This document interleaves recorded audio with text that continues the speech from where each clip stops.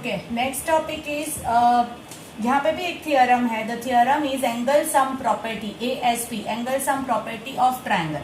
ठीक है, what is the statement of that? The sum of interior angle of triangle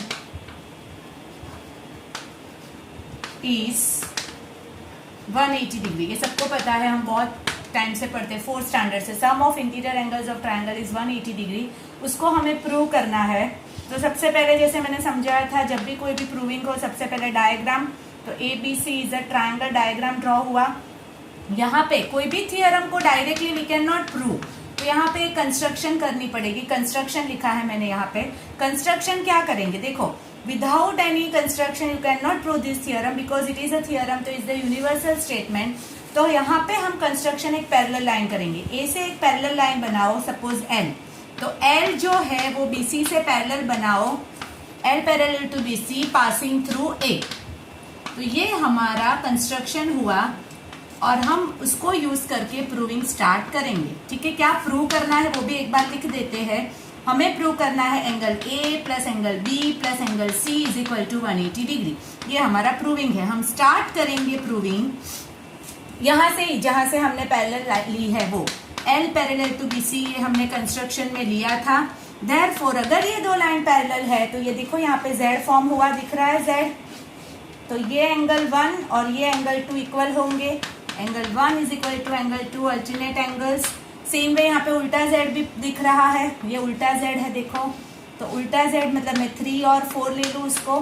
तो 3 is equal to 4 is also there, it is again the alternate angles. मतलब ये दो चीजें हो गई, इसको मैं 5 ले लूँ.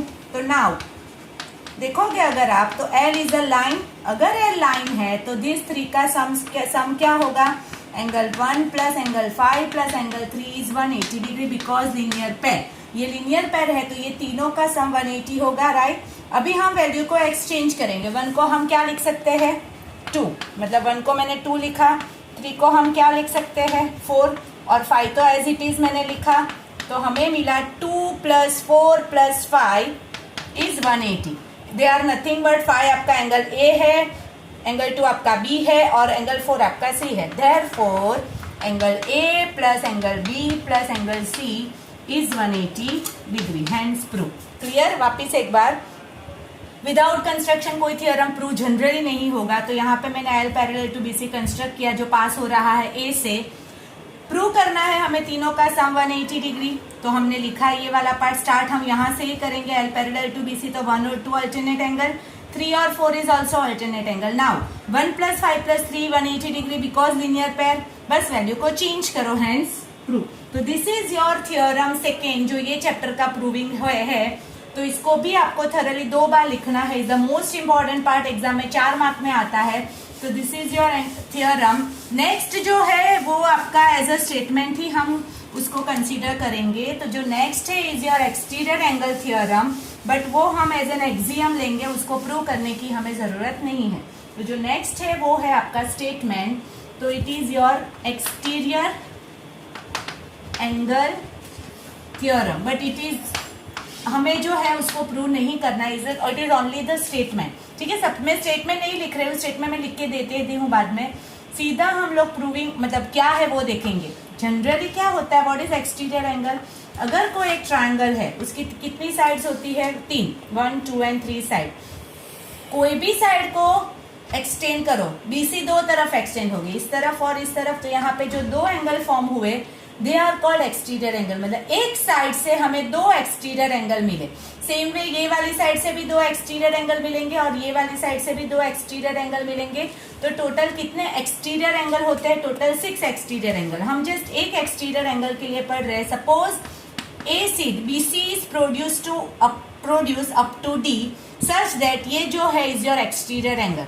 तो जो एक्सटीरियर एंगल है कौन सा है यहाँ पे? ACD is always equal to, कैसे देखना है? जो एक्सटीरियर एंगल होता है वो वाले एंगल को बंद कर दो. अभी ट्रायंगल के कौन से 2 इंटीरियर एंगल बचे? तो angle A and angle B. तो वो दोनों का sum is your exterior angle property.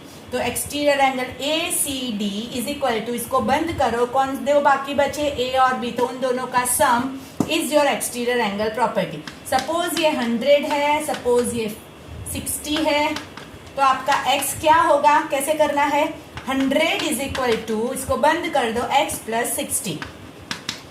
तो x क्या मिल जाएगा, 100 माइनस 60 40, मतलब ये दोनों का सम 100 आना चाहिए, is your exterior angle theorem. Statement में भेज देती हूँ वो स्टेटमेंट, और ये वाला पार्ट आप आपकी नोटबुक में थ्योरम और ये दोनों पार्ट लिखो, और आपकी एक्सरसाइज 6.3 को आप स्टार्ट करो up to the exercise, up to the question number 5। Last question आपका प्रूविंग है वो हम करेंगे, बाकी सब आपको आ ही जाएंगे मोस्टली। एक सम ऐसा है कि जिसमें बाइसेक्टर दिए हैं। बाइसेक्टर का मतलब ऑलरेडी मैंने समझा दिया, ये बाइसेक्टर है, दोनों साइन इक्वल। अगर ये पूरा एंगल 70 डिग्री है तो ये दोनों एंगल 35 हो जाएंगे। सपोज ये एंगल 80 डिग्री है तो ये दोनों एंगल 40 हो जाए, इसको बाइसेक्टर बोलते हैं। ठीक है, पूरा 70 तो 35, पूरा 80 तो 40, इसको बाइसेक्टर बोलते हैं। एक ऐसा भी सम है इसके रिलेटेड, तो प्लीज ये भी ध्यान से करना। तो स्टार्ट एक्सरसाइज 6.3, लास्ट जो सम बाकी बचेगा वो मैं शाम को भेजूंगी, तो प्लीज तब तक आप ये एक्सरसाइज कंप्लीट करो।